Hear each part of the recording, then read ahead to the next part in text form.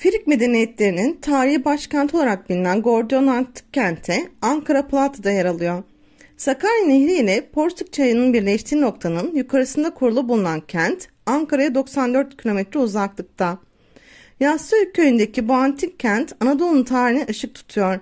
1900'lerde Gustav Korte ile Alfred Korte tarafından burada ilk kazılar yapılmış. İkinci kazılar ise Pennsylvania Üniversitesi Arkeoloji ve Antropoloji Müzesi'nin denetimi ve Rodney Young'ın başkanlığında 1950-1973 yıllarında sürdürülmüş.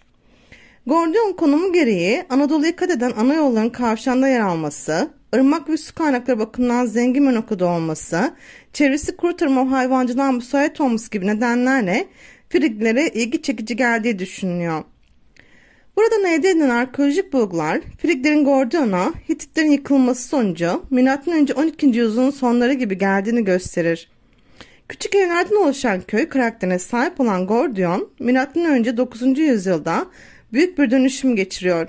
Yapıların boyutu büyüyor ve burası muazzam surlarla çevrili bir kale haline alıyor. Şehirdeki değişimin medeniyetin projelerinin yapımını yürütebilecek merkezi bir Frig devlet yönetiminin oluşturulmasıyla ilişkili olduğu söylenir. Bir kale şehir haline alan Gordiyon, M.Ö. 800 yıllarında büyük bir yangında tahrip oluyor. Gordios ve oğlu Midas büyük bir iş gücü ve beceriyle kaleyi ve şehri yeniliyor. Yeni kalenin de 300 yıldan fazla hizmet verdiği ve Frig yazılı belgelerin çoğunun bu yeni kalenin yapıldığı dönemlere ait olduğu tahmin edilir. Friglerin ilk kralları Gordios'un ardından oğlu Midas başa geçiyor ve ilginç bir efsaneyi de beraberinde getiriyor. Kralın yerine geçecek yeni ismin kim olduğuna karar veremeyen halk kahinlere başvurur. Kahinler de kente at arabasıyla ilk kim girerse kral odur kehanetinde bulunur. Bugün Fethiye olarak bildiğimiz Telmossos'tan Frig ülkesine giriş yapan arabanın içinde de anlayacağınız üzere Midas ve ailesi yer alır. Frigya tahta geçen Midas'ın krallık döneminde bolluk ve refahla geçen tarihin en güzel yıllarını yaşamış. Midas her ne kadar eşek kulakları efsanesiyle anılsa da bu bolluk ve refah dönemi bir diğer efsane olan dokunduğun altına çevirme efsanesine dönüşmüş. Kral Midas bugün bile hala eşek kulakları efsanesiyle anılıyor. Peki bu efsanenin kaynağı neye dayanıyor? Bugüne kadar yapılan arkeolojik araştırmalara göre Midas'ın anne karnında yakalandığı bir hastalık sonucu kulaklarının normalden çok daha büyük ve uzun olduğu düşünülüyor. Kral Midas'ın kulaklarından utandığı için halkın arasında gezerken bir şapka taktığı ve kulaklarını gizlediği için halk arasında kulaklarının eşek kulağına benzetilmesi yönünde söylentiler çıktığı rivayet edilir. Midas'ın eşek kulakları efsanesinin bir diğer ayağı ise mitolojiye dayanır.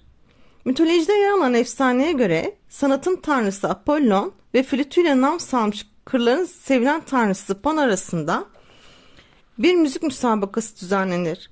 Bu müsabakada yargıçlık yapacaklar arasında Kral Midas yer alır.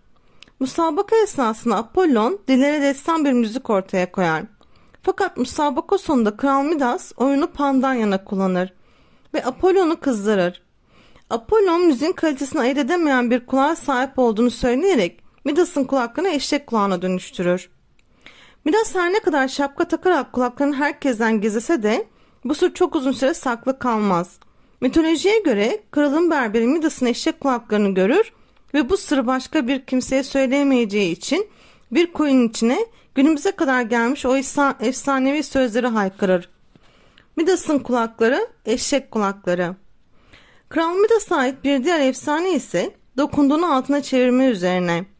Mitolojide yer alan efsaneye göre tanrılar Frigya'ya uğradıkları bir dönemde Kral Midas'ın misafirperverliğini çok sever.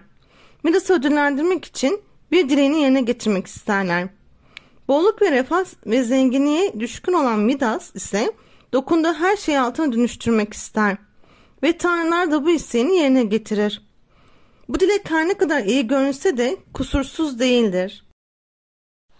Çünkü Midas yiyecekten bitkilere dokunduğu her şeyi altına dönüştürmeye başlar. Ve bu dileği bir çeşit lanet olarak yaşar.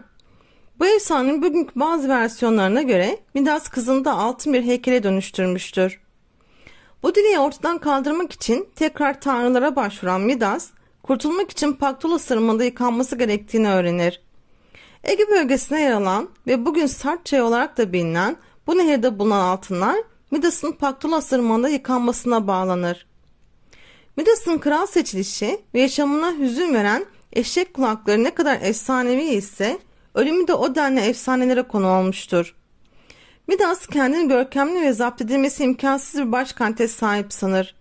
Ancak bugün daha surları ve kale kapısı ile görenleri şaşırtan Midas'ın Gordion'u M.Ö. 695 yılında Kafkaslardan gelen ve adeta çekirge sürüsü gibi Anadolu'yu yiyip bitiren Kimmer baskına dayanamayarak yerle bir olur.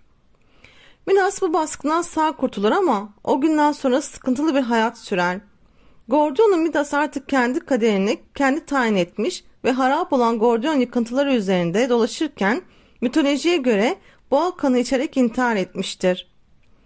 Fakat uzmanlar tarafından Kral Midas'ın kafatası 3 boyutlu tomografisi çekilerek incelenmiş, bu incelemeler sonucunda kafatasının iç yapılarında büyük ölçüde değişiklikler tespit edilmiş ve başını sağ tarafına aldığı ağır bir darbeyle öldürüldüğü ispatlanmıştır.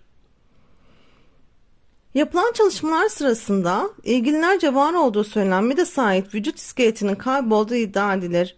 1992 yılından başlayarak üzerine çeşitli araştırmalar yapılan kafatası ise bugün Ankara'daki Anadolu Medeniyetleri Müzesi'nde sergilenmektedir.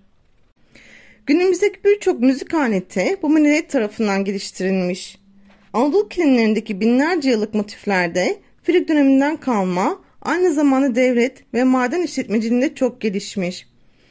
Friglerin özellikle çengelli iğne yapımında kullandıkları teknolojinin o döneme göre çok ileri olduğu da görülen bir gerçek.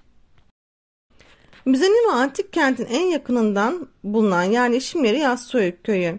Köy antik kente sadece 1 kilometre uzaklıkta. Antik kente ve müzeye gitmek için bu köye giden araçlara binilmesi yeterli. Yassıoğlu köyüne giden araçları Polatlı'da rahatlıkla bulabilirsiniz. Arabayla ulaşım için Polatlı ilçe merkezinin 29 kilometre uzaklıkta yer alan Gordion Müzesi'ne ulaşmak için Ankara-Eskişehir Karayolu'ndaki Polatlı'ya geçtikten sonra yolun sağında kalan tabela ile Gordion Antik Kenti'ne ve burada bulunan müzeye ulaşmak mümkün. Antik kenti gayet rahat bir şekilde dolaşabilirsiniz. Günün her saati açık. Müze ise haftanın her günü açık. Sabah 8:30, akşam 17 saatlerinde. Ancak gişe saat 18:15'te kapanıyor. Giriş ücreti ve ziyaret bilgileri anlık değişebildiğinden dolayı gitmeden önce web sayfalarından veya telefon ile irtibat kurarak da bilgi alabilirsiniz. Hadi şimdi bu alanı keşfedelim. Bugünlük bizden bu kadar. Sevgiyle kalın, hoşça kalın. Bizi takip etmeyi ve abone olmayı unutmayın.